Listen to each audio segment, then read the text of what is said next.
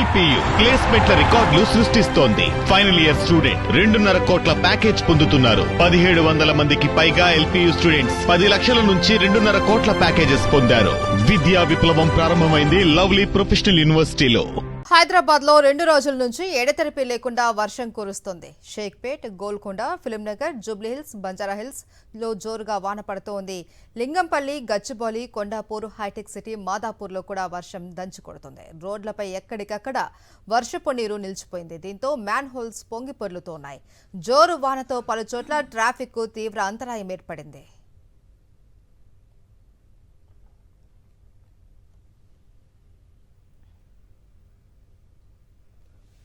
గత 2 రోజుల నుంచి హైదరాబాద్ లో వర్షం దంచి కొడుతోంది. దీనికి సంబంధించి మరింత సమాచారాన్ని మా ప్రతినిధి రవిచంద్ర లైవ్ లో అందిస్తారు. రవిచంద్ర,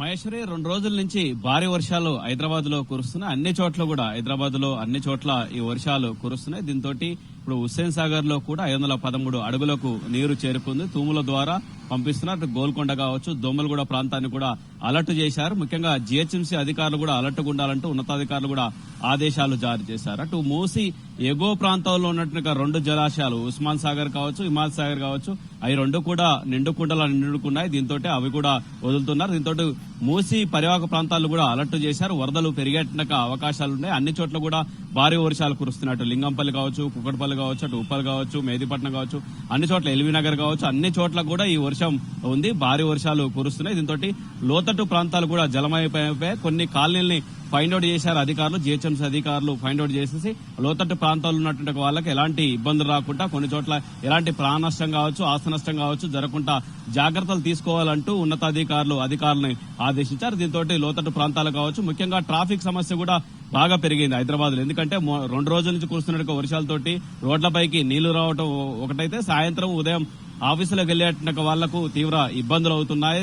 అక్కడక్కడ రోడ్లు కూడా సరిగా లేకపోవడంతో కూడా ట్రాఫిక్ ఇబ్బంది అవుతుంది. చాలా కిలోమీటర్ల కొద్దీ ట్రాఫిక్ కూడా అంతరాయం ఏర్పడుతుందని చెప్పుకోవచ్చు. ఈ విధంగా హైదరాబాద్ నగరంలో ఈ పరిస్థితి. మొత్తానికి మాత్రం వాతావరణ శాఖ 2 రాష్ట్రాల్లో కూడా వర్షాలు కురుస్తాయి, మరి రేపు కూడా వర్షాలు ఉంటాయని చెప్తుంది. అంతేకాకుండా ఎల్లో అలర్ట్ కూడా కొన్ని జిల్లాలకు జారీ చేస్తుంది. ఇప్పటికే రాష్ట్రంలో జలాశయాలు కావచ్చు, అటు జూరాల ప్రాజెక్టు కావచ్చు, శ్రీశైలం ప్రాజెక్టు కావచ్చు, సాగర్ ప్రాజెక్టు కావచ్చు, అక్కడ కూడా పూర్తిగా నిండిపోయినాయి. దీంతో ఇప్పటి వరకు మొన్నటి వరకు వర్షాలు లేకపోవడం రైతులు అల్లాడారు. ఆ తర్వాత ఇప్పుడు కురుస్తున్న 2 రోజుల నుంచి కురుస్తున్న వర్షాలతోటి చాలా ఏరియాలో కొన్ని చెరువులు కూడా నిండుకున్నాయి రాష్ట్రంలో కూడా.